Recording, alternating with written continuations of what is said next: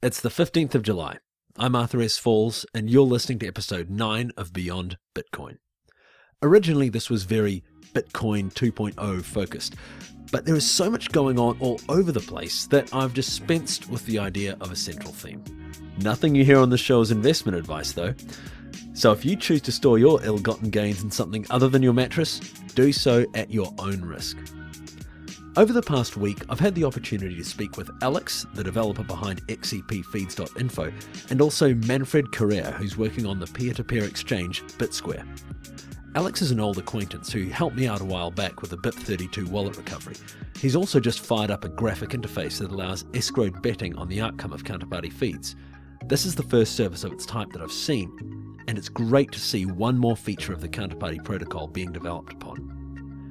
BitSquare is a very interesting project, still in development, which aims to disintermediate interpersonal transactions with fiat to Bitcoin the first on the table. Manfred is a master of the art of compromise, and it shows in BitSquare's elegant and robust simplicity. This was a long interview, presented here almost in its entirety.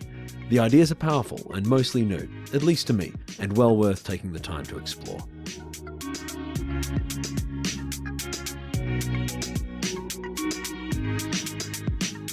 So I've been tinkering with xepfeeds.info, and it's a pretty cool service.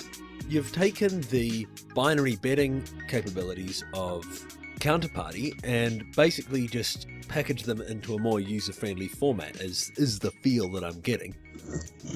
Yeah. Originally Counterwallet was implemented, and it just had an asset exchange, and I guess the betting functionality has two parts. It has someone that makes broadcasts, which is an operator or an oracle, who is broadcasting the data, which is going to determine the outcomes of the bets that people are making. And there's the component of the user making a bet. So xepfeeds.info it does two things. It gives a kind of GUI interface for the user to make a bet on one of the broadcasts, and it pulls broadcasts from the counterparty protocol and kind of packages them into its interface that the user can view to see what broadcasts, what oracles are embedding data. Okay, and does this do all available oracles? Well, right now it's a custom feed schema that's just for XCP feeds, and because it's like that, there are multiple options you could have for a bet. They don't have to be, Brazil or Germany wins, the FIFA semifinals. Right, they can have multiple options. So it's just a question of getting the GUI ready to take any kind of options that people want to put in their bets. But in the next week or two, you will be able to make, say, a broadcast with JSON-enhanced data from, say, your command line client, and you will see it show up on XCP feeds, and you'll be able to click on the bet screen and have a GUI interface for it. So you can actually do this as opposed to going through as opposed to going down to the TAB and placing a bet there. Yeah, I mean, it's not, it's content agnostic, so you can, right now I have, sports bets set up just, to start with something, but absolutely you can add anything you want. You can do Bitcoin difficulty, the winner of the presidential election, you can do CFDs. Right now, the new GUI is just for binary because it was easy to implement, and it's kind of, it has less parameters, so I think it's easier for people to get started with a binary bet, because they don't have to deal with leverage, and things like that. So Counterparty does have native support for CFDs, contracts for difference, and I do have two nodes that are, or rather one node that's running broadcasts for gold and Bitcoin price, which I think maybe like one person has bet on for the history of a few months. But I mean, I think we will get there. It's just it's really great to see this part of the protocol being developed on, because we've got the asset creation being worked on, and we've got people utilizing or intending to utilize the dividends side of the counterparty protocol. But this the betting side of it hasn't really been exploited so much, I don't feel. And this is you're the first person who's come forward with an offering that takes advantage of that. You're providing all these feeds right now. Am I understanding that correctly? Yeah. Right now, I'm doing all the broadcasts, as I said, because it's because my feed schema is tailored to like the 2-option GUI, and once kind of the GUI has some alternative views, then I can open it up to everyone else. I mean, right now, if you used my exact feed schema, your broadcast would also be visible. I guess that is correct. So technically, it is open to everyone, but I haven't announced it publicly because I'm trying to make some progress with the different GUI configurations. But once you've done that, you'll be offering the ability for anyone to place a bet using on XCP feeds. Yes. I mean, it's only really taking the bets out of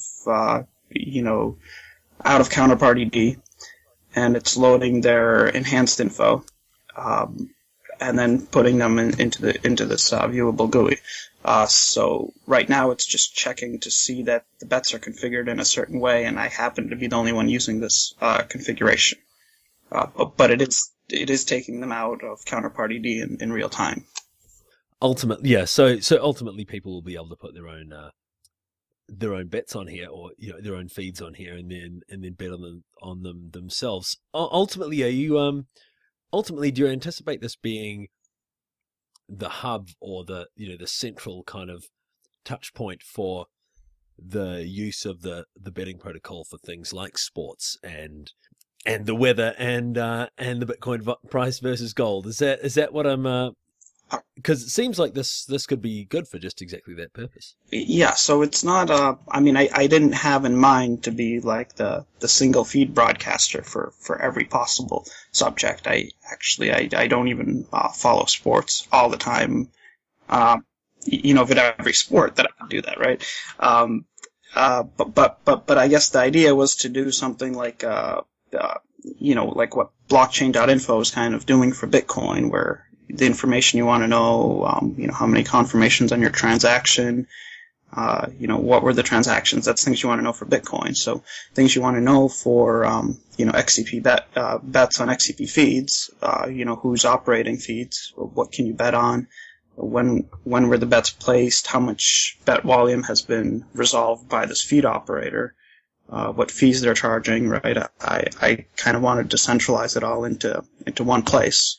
So that's why you'll notice that there's a wallet in the upper right hand corner. It's a BIP32 wallet, which is a mnemonic wallet. It's using a mnemonic.js dictionary. It's based off Electrum. It's also compatible with your counter-wallet login, and it's relatively simple right now. It just does XCP and BTC, and it needs further testing. But it's kind of also there as a resource where if you're looking at a bet and you can sign that bet, you make a raw transaction, you can sign it in Bitcoin QT, you can sign it in Armory, you can sign it in Counterwallet, or you can sign it using the XCP Feeds wallet. Right, so BIP32 wallets, they generate a seed deterministically from a 12-word mnemonic passphrase, which means that your master private key and the private keys for all your addresses are generated and stored client-side using Bitcore, the Bitcore JS library, which BitPay supports. And the only thing that's going to the server is you're querying the server to find out, to get an update regarding your addresses, your pending transactions, and to broadcast your transactions. But the actual transaction signing is being handled client-side. So the server never has any kind of access to your private keys or any sensitive data. So way back when I first met you on the Counterparty forums, I was asking about recovering one of these wallets that I'd lost one of the words for. So I typed it in, it came up 11 words. Yeah, only 11 words. I didn't have the 12th word. And you managed to actually recover that for me, which I'm incredibly grateful for. I get asked a lot when I mention that. How does that process work?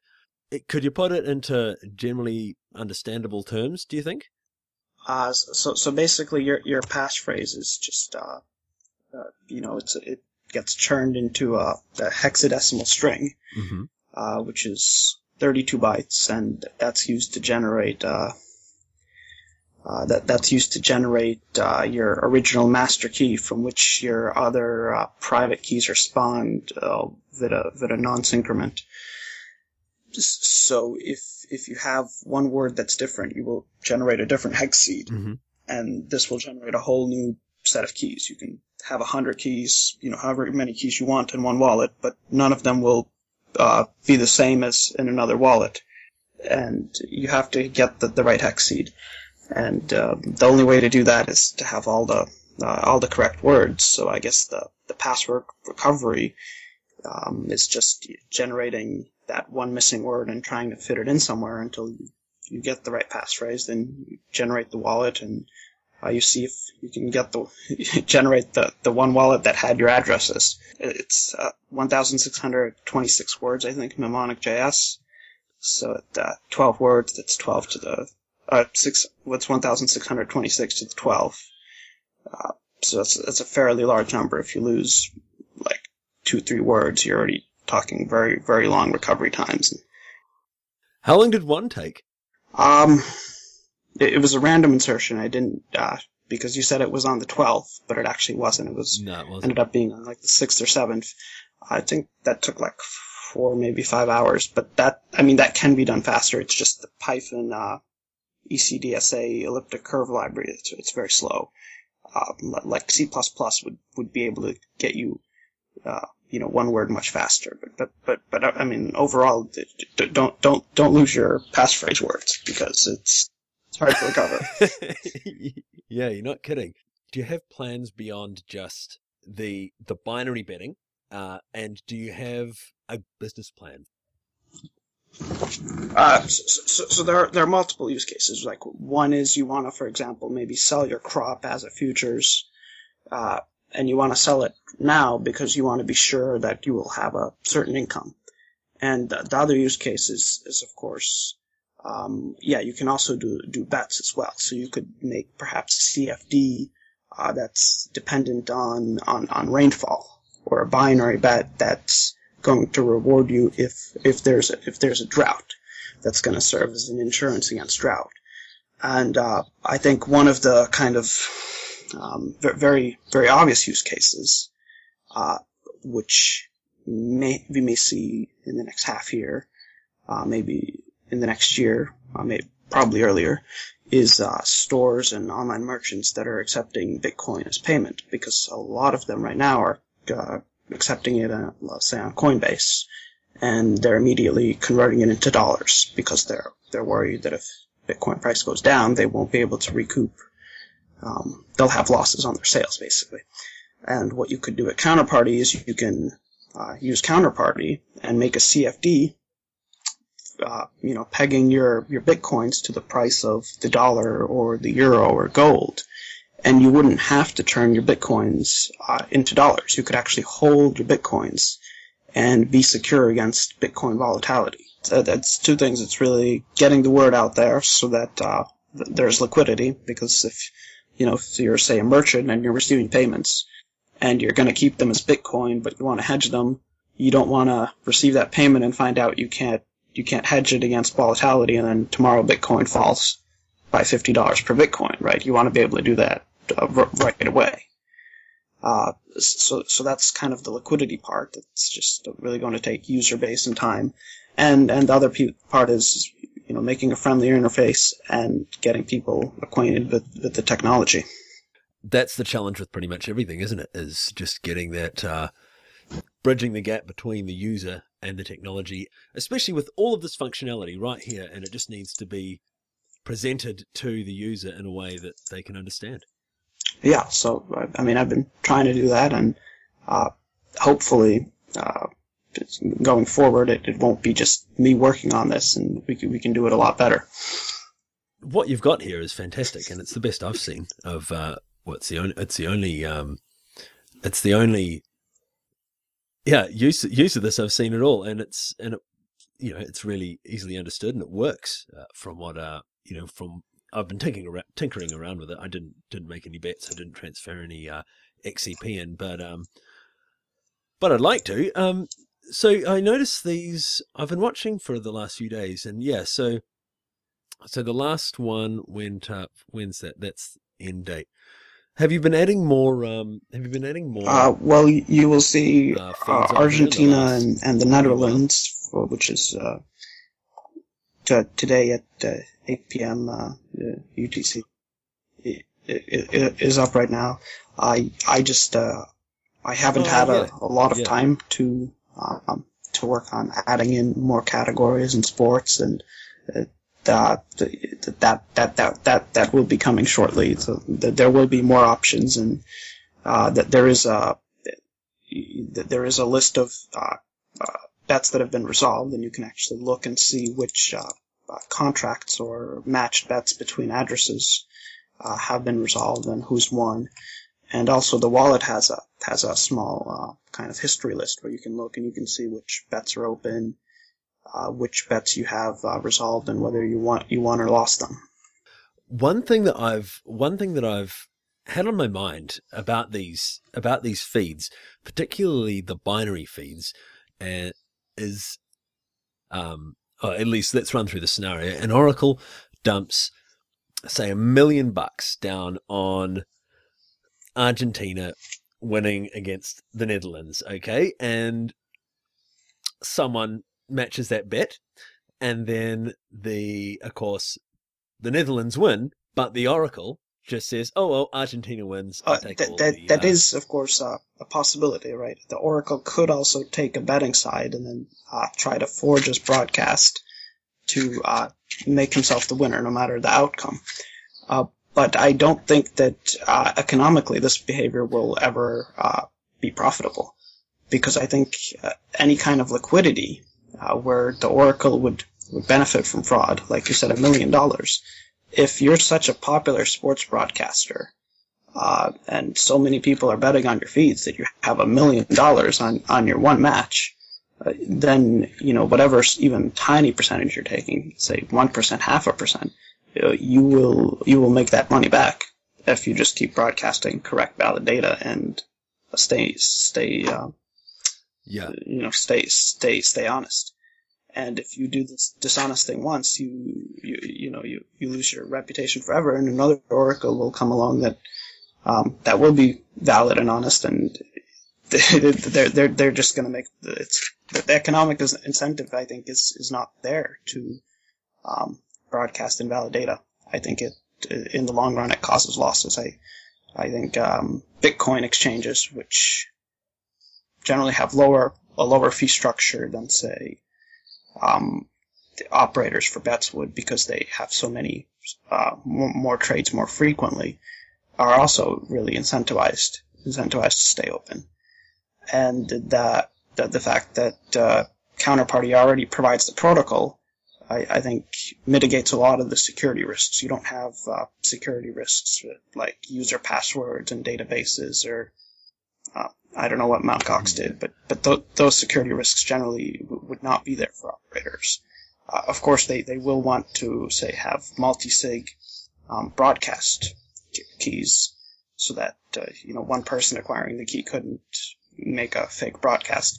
And I think those will be implemented in Counterparty in the near future. So you're thinking that one day in the near future, we'll see multiple oracles holding keys to a single feed. So, you have, say, your company or oracle that's delivering feeds, and maybe a trusted Bitcoin community member, or a trusted sports broadcaster, or financial markets, depending on what their feed subject matter is holding the other key. That they both have to sign in order for that data to go into the blockchain. That would really provide credibility to a feed if you had the administrative side of it, or the technical side of it, and then having it ratified by a public figure. That's a missing piece of the puzzle that I've kind of been trying to wrap my head around. All right. Well, it's good talking to you. Thank you for having me for the interview. Cool. All right. I'll catch you later.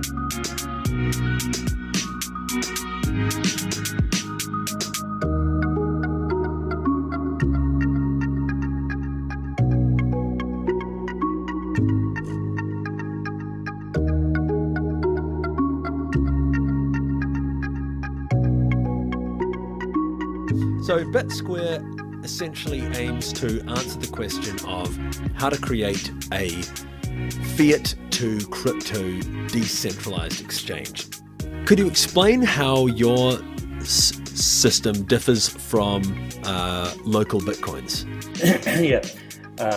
With local Bitcoins, you still have the central company who is doing the order matching, and who is, when you trade with higher amounts, you have to identify, so they are collecting the data.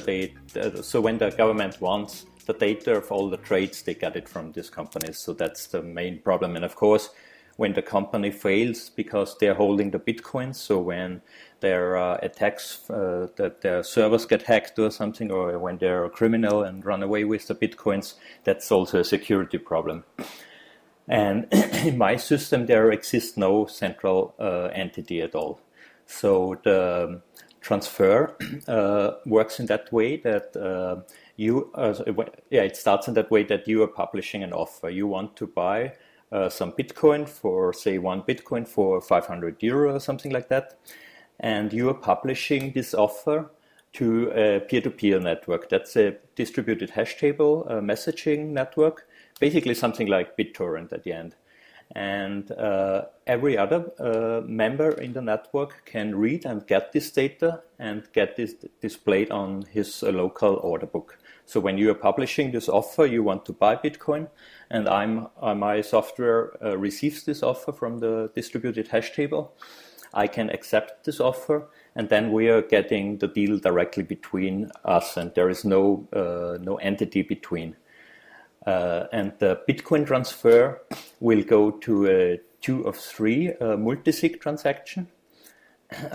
So we are both paying in our Bitcoin to a locked fund, and at the end you will get out your Bitcoin from this fund, and also this fund is only controlled by us, and the third party is an arbitrator which will just step in case of problems when you say you have not received the Bitcoin, or I have not received the money or something like that, then we ask the arbitrator for help. But the arbitrator has no possibility to steal the Bitcoin, because he has just one key of the necessary 2 keys, and he needs at least one of us to unlock these Bitcoins. And in the normal case, we don't need the arbitrator, we are just unlocking ourselves the funds. And so there is no party who is holding our Bitcoins, and the fiat transfer is also is going directly from your side. When you want to buy Bitcoin, you are transferring the fiat from your bank account directly to my bank account.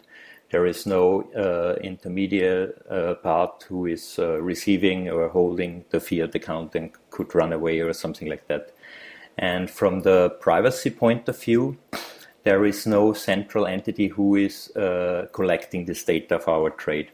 So when we are starting our trade, we will lose our privacy between us, of course, because with the bank account, when you want to transfer me the money, and when I receive the money from you, I will see which bank account number you have, and normally it's also the name included and so on. So of course we will leak the privacy between us, but nobody else will know about this trade. So it's limited really to the traders, and the publishing of the offer will be done in a way that it's not connected to any real life entity.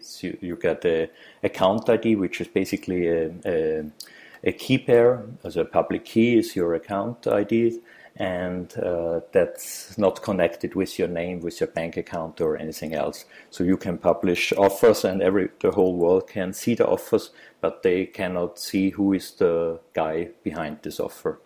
So it's basically a similar model like Bitcoin have. Of course, you have to take care that you're not not leaking this privacy when you publish your public key on the forum or so. Of course, the whole world can see all your offers and can derive your trades from that maybe. But that's like with Bitcoin, when you don't take care how you handle your addresses, you are leaking your anonymity and you're getting transparent. So that's sort of the basic concept. It's so simple, and at the same time, I'm surprised that no one's put together something like this yet. You know what I mean? Yeah. At the end, there are a lot of ideas. So when I started around February, March, I was first researching in the Bitcoin Talk forums and so on, researching about the ideas which existed already and so on. And there were a lot of attempts to create something like that. But at the end, I think there are at the moment a few projects, but very few at the end, working on that, and some are closed, so you don't know anything in which direction about any details. But when I started, I've seen that there are quite a few problems, and one other problem is some people think a Bitcoin exchange need to be like the central Bitcoin exchange where you can do high frequency trading or something like that, or day trading at least. So where you have this order matching, when you want to buy 20 Bitcoins, you get this 20 Bitcoin from many other traders. And the exchange is doing this matching to get the best negotiations with that. That's not possible in this case. It's really like local Bitcoin or like this Bitcoin DE, where you just make one trade with one person. When you want to buy 5 Bitcoins and there are no offers for 5 Bitcoins, there are just offers for 1 and 2 Bitcoins, then you have to make 2 or 3 trades with 2 or 3 different persons. And some people say, yeah, that's not a real exchange. Of course, it's a real exchange because local Bitcoin works pretty good and is pretty successful also. And it's just not suited for this kind of day trading and high frequency trading. So that's one limitation of that model. And some people are not interested because they're more interested in exchange as a speculation tool, which is primary interesting for speculation. In my opinion, the exchange for me is the more important part of the exchange is that people really can get into Bitcoin, that they can buy their first Bitcoins in an anonymous way and in a secure way, and that's unfortunately missing. And the other reason it's really not so easy. So when I started, I were working first on a simpler model, which was based on a 2 of 2 multisig and more on a game theoretical concept. But then we discovered a serious blackmail attack, which would have killed at the end the exchange. So I was iterating the concept and with this in discussion with some other contributors, and at the end, it turns out that the arbitration system, it was always when you add some protection mechanism, the new protection mechanism opens a lot of new problems and new attack surfaces and so on. So it was not so easy to fix the open problems with some new tool, because the new tool opens much more problems. And like the reputation system was one of that possible solutions to fix problems, which opens much more problems, and it's really difficult to solve. And as far as I know, there is no really good solution out yet for a distributed reputation system. And at the end, it turns out that the arbitration system is the most efficient solution, which comes with the less additional problems. And then the original concept converted to the actual concept, And I wrote down and tried to analyze all the attack scenarios. And basically we have two different form of attackers. So the criminal, the normal scammer who want to steal money from the other guy with all kind of tricks, with like blackmail, or if you have a possibility to steal the money directly, or with bank chargebacks, or when you use a stolen bank account or something like that. And then you have the nation state or the NSA who wants to surveil the system, because of course a state might not like this idea of a decentralized exchange where they cannot ask for all the data at one point. And that's the much harder problems. For me, the first, also the normally criminal, that's the high priority, because when you cannot protect the exchange against them, it will die for sure. So that's a must-have, absolutely must-have. And the second, with the nation state and with the NSA, I will try to get as much protection and privacy and anonymity as possible. But at the end, I think against the NSA, you don't have a chance. I mean, at least I don't feel capable to really build a system which is so strong that it can survive attacks and surveillance attacks from a NSA or from a big nation state. I mean, that's a gray area, how far we can get in that aspect. Of course, it's the intention to get as far as possible, but I'm not so naive to think I can build a software which is totally safe against the espionage of the NSA or something like that. You know, the concept that you've come up with seems highly functional. I'm curious. I don't know what a distributed hash table is. Okay, sorry. Maybe I should explain a little bit a few terms, because a few terms are maybe known, but it's a little bit gray how they are meant. So a distributed hash table is basically a decentralized way to store data. To store arbitrary data, you can store them encrypted or non-encrypted, depends on you. That doesn't matter. And you are creating a hash from your data, and the hash is the key to store it in a distributed manner. So basically BitTorrent works like that. When you upload a file, the file gets hashed, and the hash is the key which is used to find this file. When another is looking up with a tracker this file, then they are looking up for the hash of the key. They don't have any idea what the file is and what's behind the hash. The hash is the identifier to find this file. Okay. And there are a lot of interesting solutions out there. Basically, it's a pretty old field. So they started more or less around 2000.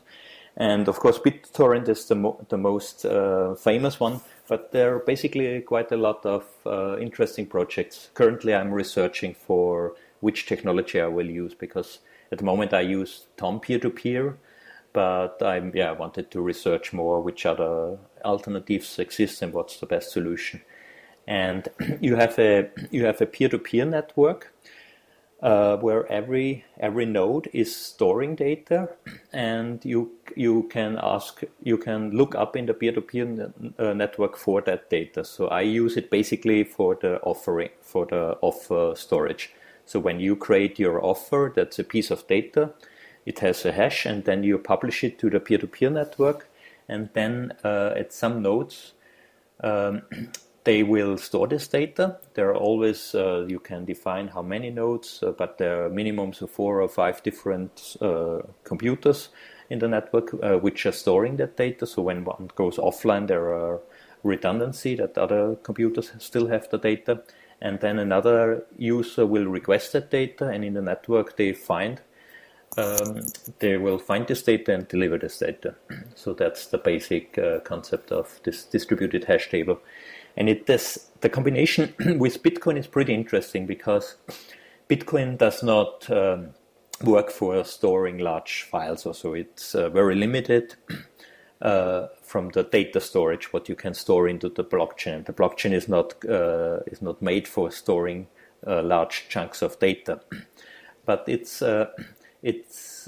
made for time stamping, also for to have a secure ordering of the data. So when like the transactions, when you transfer money, it must be secure that there is no double spend, that one transaction is before the other transaction. So that's the property, the main property of the blockchain. Is like a linked list. You have an ordering of the data, and the distributed hash table have different properties. It has not that property that it's some ordering of the data, but you can store arbitrary amount of data basically over there. And it has the same basics that it's in a peer-to-peer network, which is resilient against attacks, against shutdowns. So the combination of the both, I think it's pretty interesting and will have a lot of future potentials. And basically there are other projects using both, like Twister. It's a kind of, probably you know it, that's kind of a Twitter on Bitcoin and on BitTorrent technology. Also based on these two technology. And yeah, maybe I should explain some other terms what I used. Arbitrator. So I use. Yeah. Okay. Sorry. Yeah. So no. Arbitrators. I'm really interested in the arbitration system that you have, because that seems like these external actors, human actors that are required to step in where the game theory meets its limit. Yeah. It's becoming something that we're seeing in a few different projects, and I'd like to see what your take on how a human agent could participate in a distributed system like this. Yeah, that's a very good point. Maybe I explain first. You have read already about the arbitration system. For you it's clear, but maybe for other listeners, I need to explain exactly what I mean with arbitrator. Because before, yes, I was using the term escrow, and then I have seen in the discussions with others that there were different conceptions of what means escrow arbitrators. So an arbitrator means he resolves a dispute. So when he's the third party in between a trade, and he does not hold any funds, he has no control about the money or so, he does not receive any money beside the fees, but that's another part. And he only acts when there is a dispute, when there is a problem, and they ask the arbitrator to help to solve the problem. And then the arbitrator has then the power to give the money to one or the other peer, what he thinks is the honest one.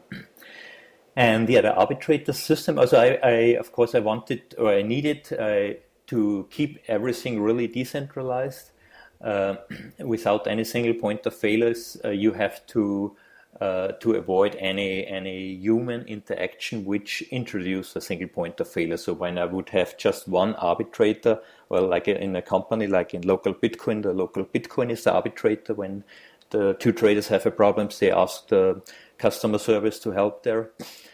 But of course, then a government can shut down this single entity, and everything introduce a problem. So I try to, or I'm intending to create the arbitration system itself as a peer-to-peer system. So every user can become an arbitrator, and the arbitrator. They have a different trust level. When you're a normal user with the exchange, you also have to pay a registration fee, and you have to set up your account with the bank account. So that's all intended to make your account, to give your account a value, that you cannot create 100 different accounts and try to cheat the other users and to make some scams. So when you're a scammer and when you're misbehaving, you will lose your account. And when the account has some value, it's limited. It doesn't make sense. When you need 100 accounts to have one successful scam, it's too costly to do the scam. And with the arbitrators, of course, they they have much more power. They are very central concept in the, or a protection mechanism in the concept. So we have to take care that the arbitrator really behave fair and they are not colluding with one traders, because when we both are doing the trade and you transfer the money to me and then I say no, I never received the money, and I know one arbitrator who is a friend of mine and then say, hey, come on, let's make a deal, and you make a payout transaction with me to give me back my Bitcoin, and that we cheat you, of course that would be a big problem.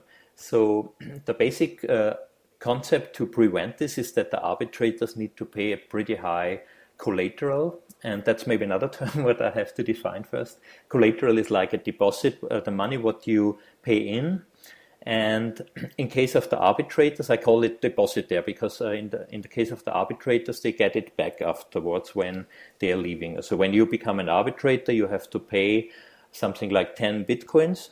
That's locked in the arbitration system, and you can work as arbitrator and can earn money with the arbitration fees. And after a few months, when you're leaving the arbitration fee and everything were fine, then you get back your 10 Bitcoins. So that's a security to prevent collusion, because in the case when an arbitrator is colluding or doing his work really bad, then the other trader who is then insatisfied with arbitration can ask the arbitration system for a second arbitration round, and then a second arbitrator will check out the case, and when he find out that the other arbitrator was colluding or was misbehaving, then this arbitrator get kicked out of the arbitration pool and he will lose his deposit, and that's much more money what he can earn, because the trade volume will be limited also, and it would be maybe something like 1 or 2 Bitcoin, and the arbitrator has to pay something like 10 times more the trade volumes as deposit what he can like the trades what he can make the dispute. So when he has paid 10 Bitcoins, he only can take trades or can be used as arbitrator for trades with maximum 1 Bitcoin. So I see. So that's he can only at the end win normally the half of the trading volume, because when I do a collusion with the arbitrator, we share probably the winnings, and he wins 0.5 Bitcoin and lose 10 Bitcoin. So that's a pretty bad business. Yeah, yeah, you're not kidding.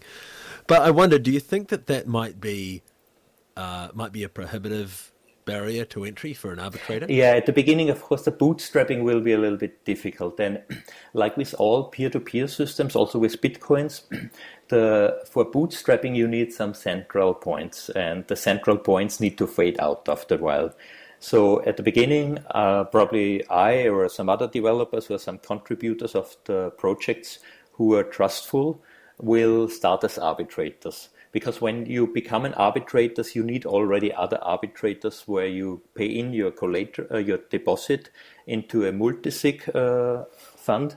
So the other arbitrators need to sign when you are leaving and to get back. And at the beginning, when there are no arbitrators, you cannot pay in. So the first 3 or 4 arbitrators need to be really high trust persons who the community can trust. And of course, like I'm as the developer behind the project, the people who will use the exchange, they will trust me, because of course they can read the code and so on, but most people will not read or understand the code. So most people will just trust the issuer of the software. And when this guy is also the arbitrator, he deserves some trust at the end, because otherwise you would not use the platform. But of course, it's intended that's just the initial starting point.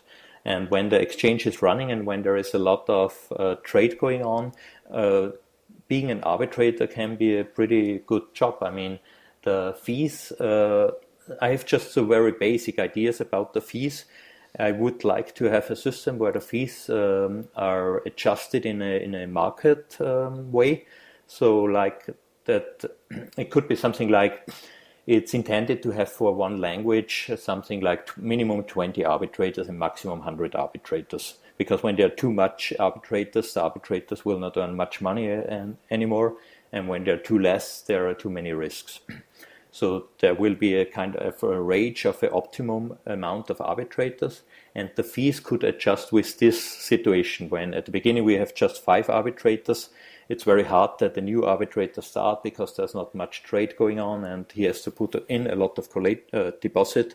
So this the amount of the deposit and so on, and the fee what he earn, as the amount of deposit might be lower, and the fee what he earn might be higher. And then later, when there are already 50 arbitrators and it's already a really good business for everybody, the fees might go down and the deposit might go up to strengthen the security and so on. So that would be the optimal solution. I'm not sure if it's getting too complex or so, but we'll see how far we get with this. And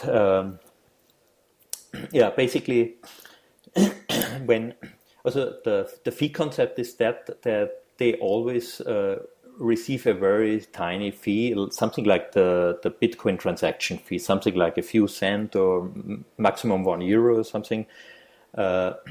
When they're passive arbitrators, so when they don't have any work, they're just giving their service in case of a dispute. But there was successful trade, so they did not have to do anything.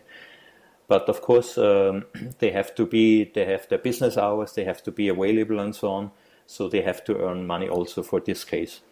And when there is an active arbitration case, then they will get pretty good money. That will be something like 10% of the trading volume. So when we trade 1 Bitcoin, it will be 0.1 Bitcoin. And that's just paid in the case of active arbitration. So when they really have to work and to find out who is the honest, who is the dishonest guy. And here maybe who pays the arbitration fee? The dishonest trader. So when we both have a trade and I'm the dishonest guy, and you are asking the arbitrator because you never received my Bitcoins at the end, then the arbitrator need to check out who is the scammer, and when you find out I was the scammer, then the collateral what I've paid in at the beginning will go to the arbitrator, so I pay the arbitration fee. Okay. So you don't lose anything. You get then at the end like all the money out, like it would have been a successful trade, and I will lose my arbitration fee. Also my collateral. Okay. The collateral is maybe I jump over to this concept of the collaterals, because it's maybe a little bit, it's not so clear why we need a collateral when we both do a trade. When you want to buy 1 Bitcoin, you also have to pay in a percentage of collateral, something like 10%. So for every transaction, both sides pays in 10% of the transaction to cover potential arbitration. One thing is to cover the potential arbitration fee, and the other thing is to prevent scams. Because when you want to buy 1 Bitcoin and we would not use any collateral, then you could accept I would accept your offer. I put in my Bitcoin to this multisig fund, and then my Bitcoin is locked there, and then you received it, and then you decide now you publish this transaction, but you don't continue to pay the bank account. You go on holiday and you just don't care anymore about it. Then I will lose at least a lot of time. I have to wait because it could be that you maybe need more time for the bank transfer or something, and maybe I lose a week, and then I ask the arbitrator, and then the question is, then I have to pay the arbitration fee because you have not paid anything in, and that would be a pretty big problem, I think, in reality, that people don't care much, and maybe they create an account, try it out, then they decide to not continue, to not use it anymore, and the other guy has at least lost time and probably also lost the arbitration fee. And to prevent this, I introduced this collateral. Also, collateral is meant as a kind like a deposit, what you get back in case of a successful trade. So you pay in this 0.1 Bitcoin extra, and at the end you receive it out. At the end, when you buy 1 Bitcoin, you pay in first 0.1, and at the end you get out 1.1 Bitcoin, which is then the sum of the trade volume plus your collateral. And I pay in 1.1 Bitcoin and get back 0.1. So I get back only my collateral because my trading volume, what I sold Bitcoin, will move over to your side. And then the trade was successful. So there's no. Yeah. So nobody lost the collateral. The collateral will only be lost in case of arbitration. So if one of us is a cheater, or maybe sometimes, I think in reality, the most cases for arbitration will not be cheating or scamming, because at the end they don't have much chances to succeed with the scam. I think most cases will be that the banks maybe need much more time like normally expected, or sometimes the bank transfer failed because the bank frozen the money or something like that. I think that will be the real the most problems for arbitration cases.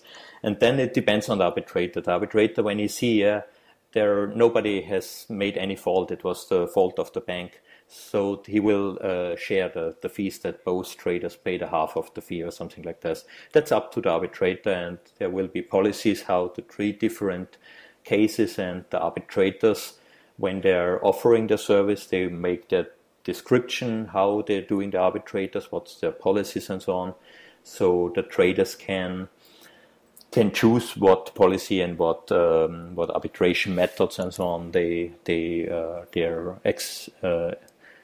accepting. I see. So prior to entering the trade, an agreement can be made on the rules of arbitration, potentially before an arbitrator has even been designated. Is that? It's a little bit more complicated. Also, to prevent collusion and fraud with arbitration, the selection of the arbitrators will be done from the system in a kind of random way. In not a real random way, but in an uncontrolled or unswayable way for the users.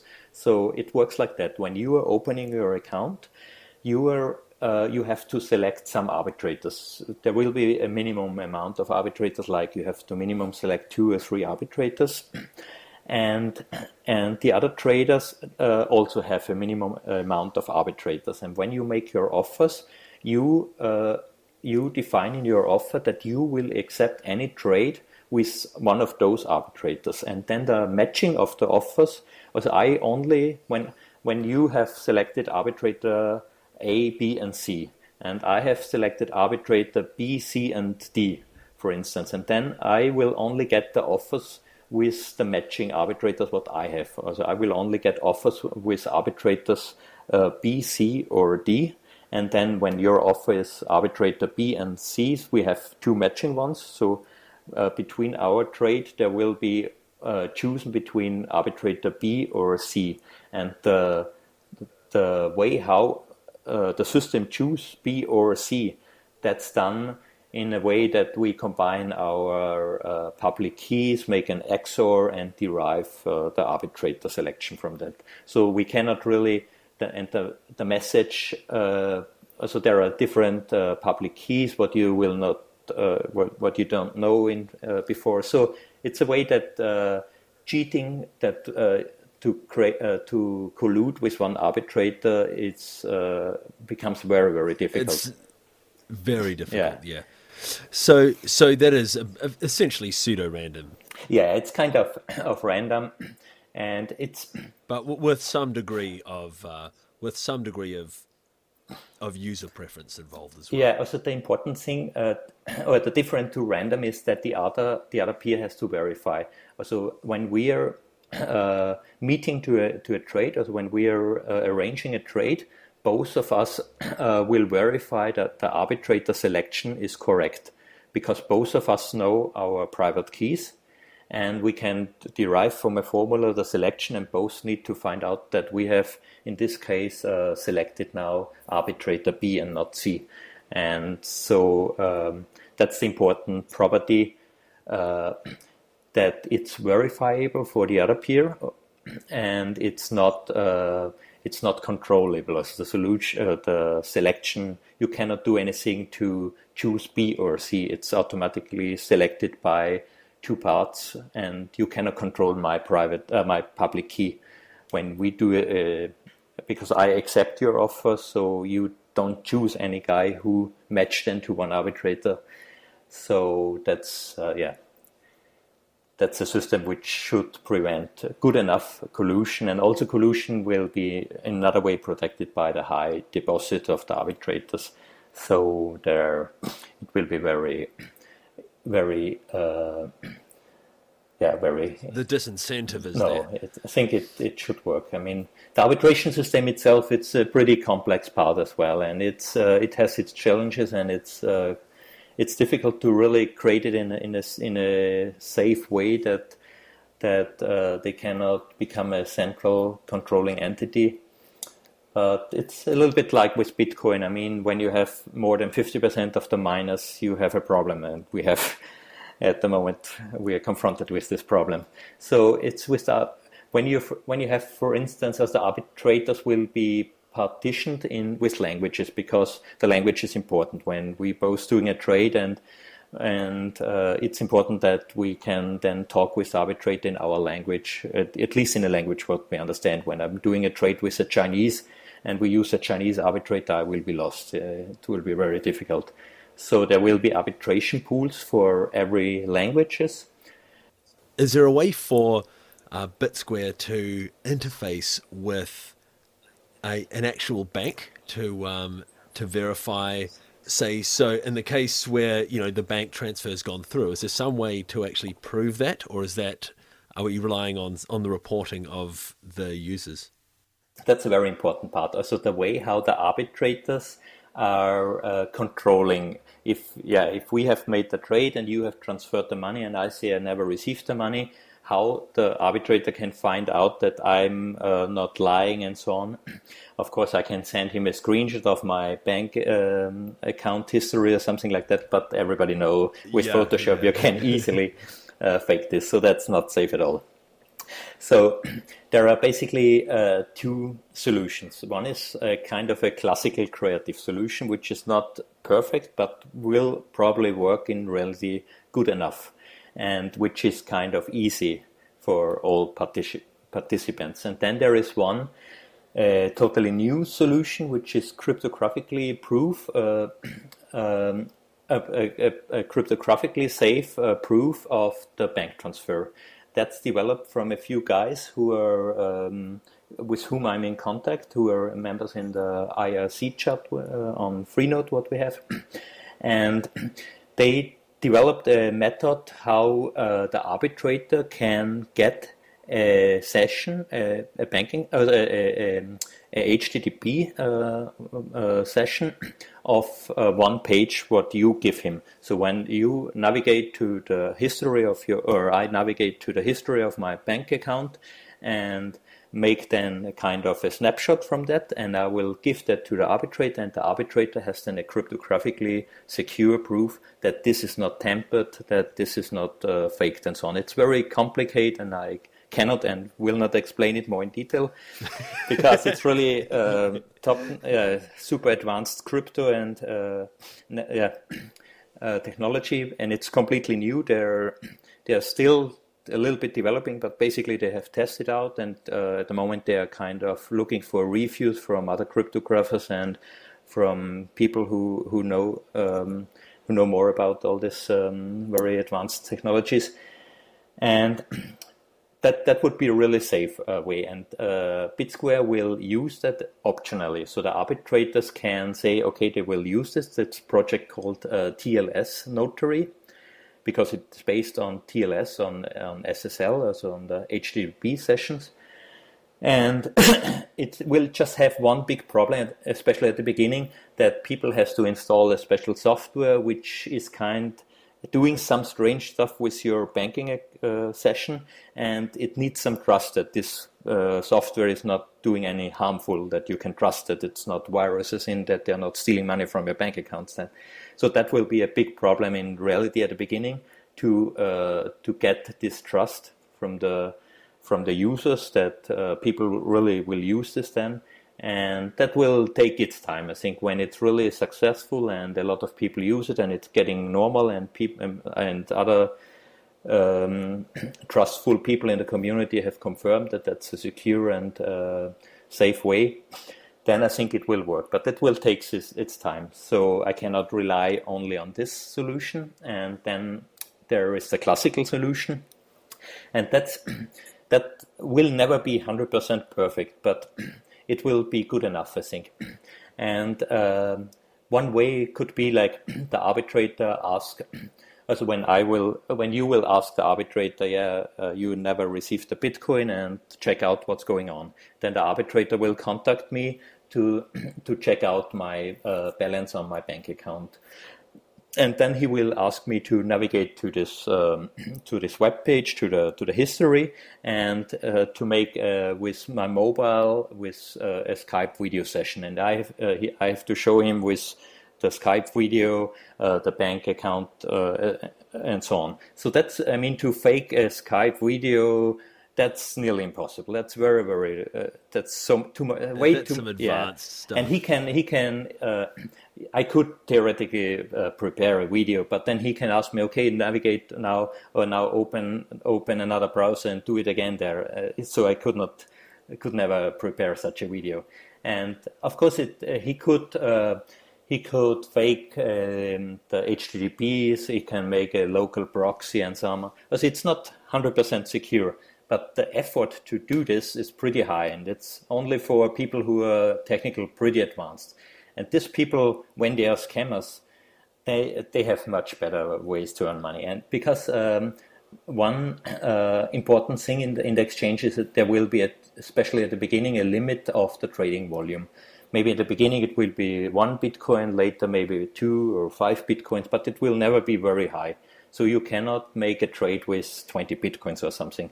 So a scammer can only win one time the money or so. And because when he would, could cheat an arbitrator, when I could do something like that to fake the banking session and show him that I never received the money, in reality I have received it, and then the arbitrator believes me and decide in my favor, then, and I would repeat, the investment for this advanced technology that I set up all this stuff, it's pretty much work, and it doesn't make sense to just earn one time 1 Bitcoin or so. It will only make sense when I can repeat it 10, 20, 50 times. But then when I do it repeated, then the arbitrators, there will be some way, like they exchange their or they will report in an anonymous way the arbitration cases. So at the end, something like our account ID will be stored somewhere, and the arbitrators, when they get a new arbitration case, they can look up and can see, okay, this one trader has already had 20 arbitration cases, so it's very suspicious that one guy always have problems. So at the end, I think in practice it will not succeed. It will not make sense for a scammer to make this effort to earn very small money, and he probably cannot repeat it often, because after 2 or 3 times the arbitrators will say, okay, no, this guy is very suspicious. And maybe the arbitrators also find, I have not researched much yet in the way how classical arbitrators are working, what kind. They could also ask for a statement from the bank, for instance. Some banks might give signed statements about the bank balance or the history, but that takes more time and so on. And basically with the Exchange project, I try to not introduce any entities from the real life, like banks, or to be dependent on some external entities beside the arbitrators. So I think it's a practical solution. It's not perfect security, and basically the whole exchange it cannot deliver perfect security. There can be scams and there will be scams, but the only thing what I can do is to limit it, to limit the possible loss, and to limit the possibility to repeat it and to become a black. There are two parts which really cannot be prevented and not protected by the arbitrators, and that's the bank chargeback and the stolen bank account case. And basically the exchange use only bank transfer types which are known as non-chargeback able. Like PayPal, for instance, it's known that it's very easy to make a chargeback, so PayPal will not be supported.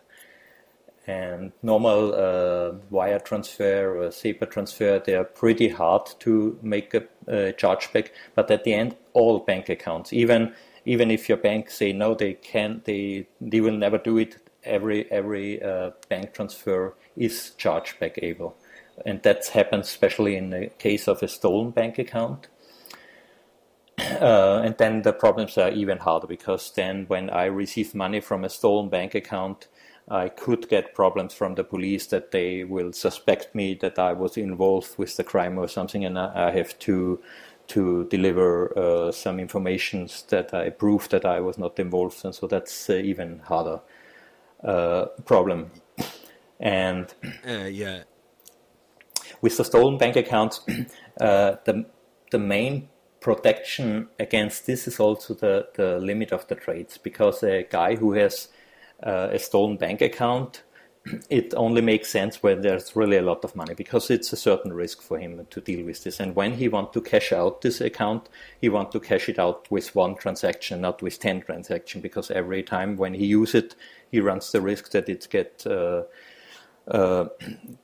discovered and that identified. and then it's closed, and he when there are 10,000 euro on the bank account and he can only cash out 1,000 euro, it's probably not worth the risk what he is taking to get this bank account.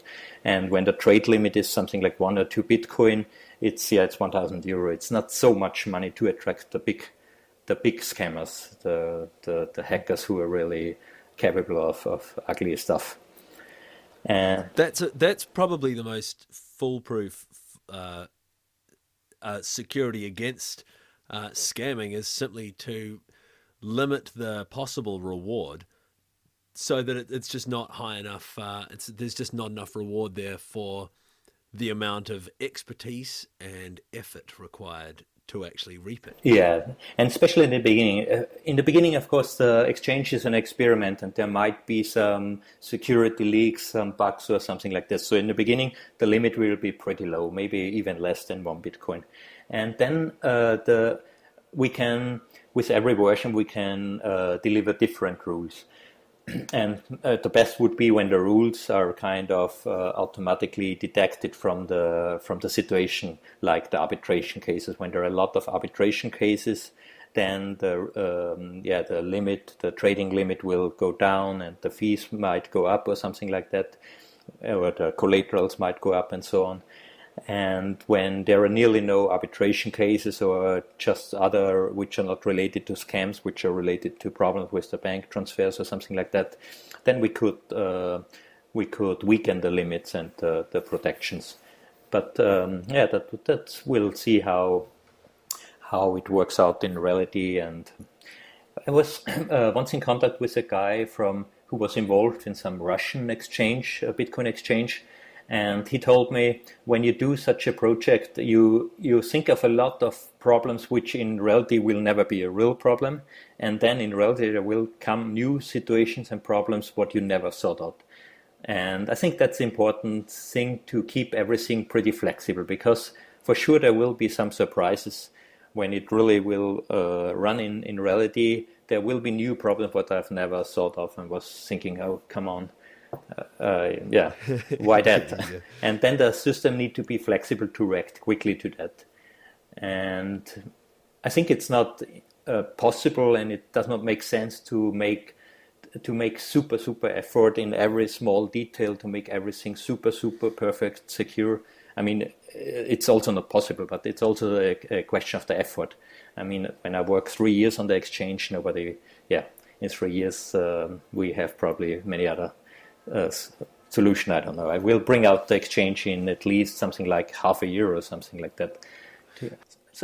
Speaking of, this sounds really relevant to OpenBazaar. Yeah, that's I think the most interesting project in the same direction. I mean, they have an even higher challenge. They want to make a peer-to-peer marketplace, which is harder.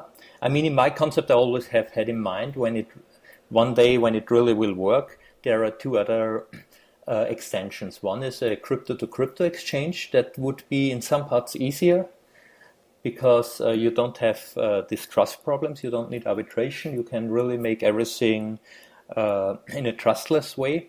There are some concepts for this cross-chain blockchain transactions. But the main problem with crypto-to-crypto exchange is that we don't have one or two alternatives. We have already millions, but thousands, or at least 20, 30 what you need to support. When you really make a crypto-to-crypto exchange with just Namecoin and Litecoin, yeah, you need to support a lot. And the other, and also I was much more interested in the fiat part, because that's the real problem. I mean, to exchange between crypto, that's not the real important thing. What's missing in the Bitcoin space, in my opinion. And then the other extension would be a peer-to-peer marketplace, and then that of course it's much more complex, because the good thing on a fiat Bitcoin exchange is that you have a binary solution. At the end, the money arrived or not arrived. There is nothing in between. It's not that you can say, okay, arrived the money, but I didn't like the way how it arrived. I mean, it doesn't make sense. I mean, only the time, when it needs much time, okay, you can be unsatisfied or something like that. But that there will be a strict limit that, for instance, an international bank transfer must not need more than 14 days or something like that, and a national bank transfer not more than 7 days or something like that. And then you have also a binary decision: does the solution met this requirement or not? So you don't need a reputation. You don't need to rate the other peer if he's if a good trader or not. In a marketplace, of course, when you are buying some stuff and there is some description and so on, there are a lot of properties. Maybe you received the product, but the product does not fulfill your expectations from the descriptions. Maybe the delivery time with the mail transfer was very bad in a way, or something like this. So maybe the communication when you have questions was very bad, or something like this. So like with eBay, you need a reputation system where you can rate the other guys. And reputation system is I don't know if OpenBazaar has already found a solution, but as far as I have looked in that area, I didn't find a clear solution. It's a very difficult. Yeah, I had a look on their forums recently, and there was a lot of discussion going on. But I don't think it's been said that that's the hardest. Yeah. Reputation is the hardest problem that we're facing. Yeah, maybe. I think it's I also, because you always have this problem with the Sybil attacks, and you have the other problem with the long con. So one can build up a good reputation and then can make a big scam, and you never can protect against this. I think you have to take reputation as a weak measurement, which will help, but you cannot rely on the reputation alone. So you always need also something like an arbitration system and so on.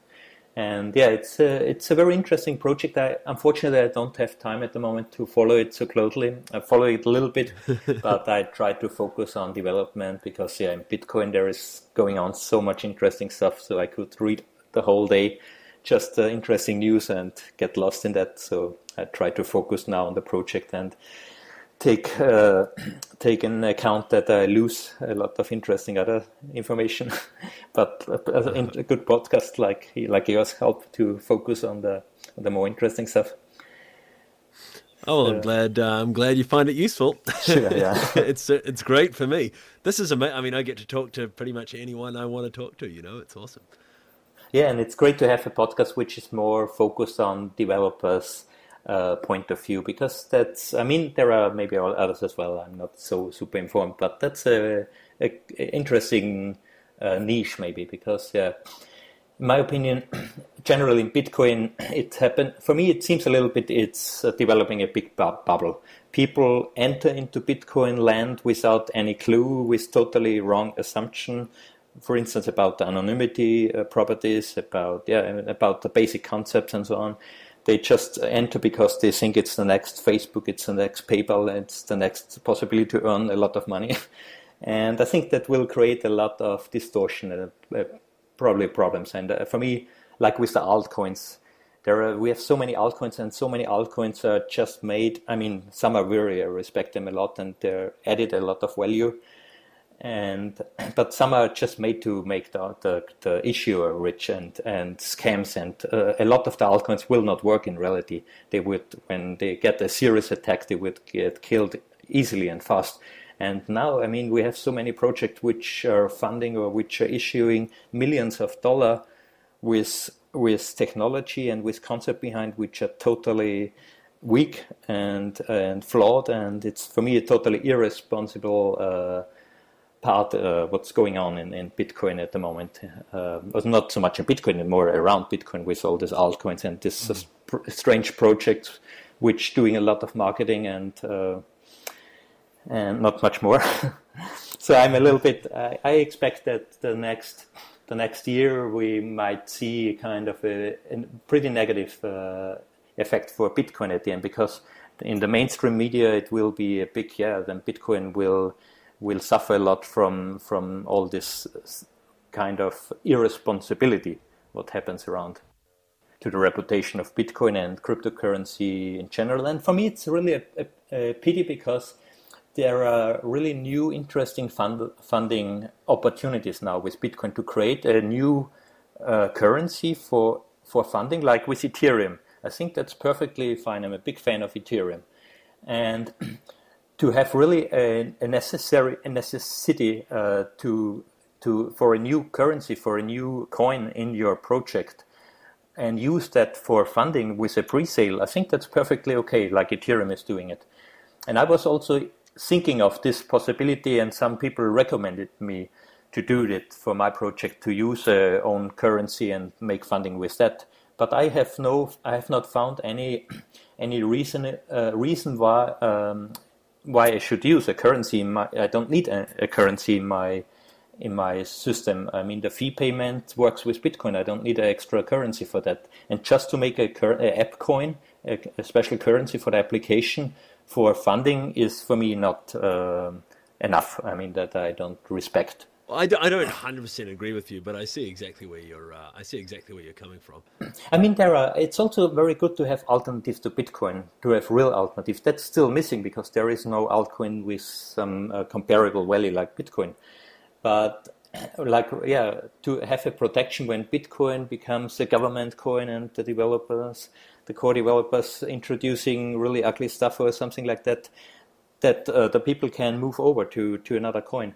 Like, I mean, we have Litecoin, and I'm a big fan of Namecoin, for instance. That really introduced a completely new property what Bitcoin don't have, to have a possibility to store like a distributed domain name system. That's a super concept, and that has a huge value, and especially Ethereum. That's for me the star of all this project. But of course, it's also very risky. It might fail. But it's worth the risk, and Vitalik Buterin, I think, is a really very, very interesting guy, and I trust him that he I hope he might succeed. Well, this has been a really great chat, Manfred. I mean, I could go on forever, but I mean, I've got to get up in the morning, so yeah, sure. So how about we call it a night, and I hope I get in touch with you in a little while to see how things have come along, and just chat a bit more about whatever's going around. Yeah, thanks a lot, and I hope maybe this podcast helps to find new developers. I mean, that would be really the stuff what I need most at the moment. To work alone on such a big, complex project is kind of difficult, and that I would really appreciate if some experienced developers. Yeah, to just say the last word about it, it's based as I use Java 8 and Java FX for the GUI.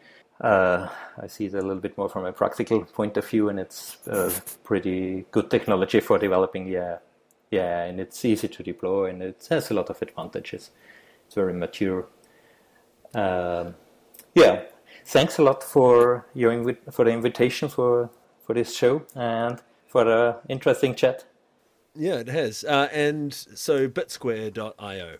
Yeah, on the webpage bitsquare.io you find all the other links to the white paper, to the graphical overview, to a video from the prototype, and so on. Yeah. All right, fantastic. Well, it's been great, Manfred, and I'll chat to you later. Okay. Hey, thanks a lot, and have a good night.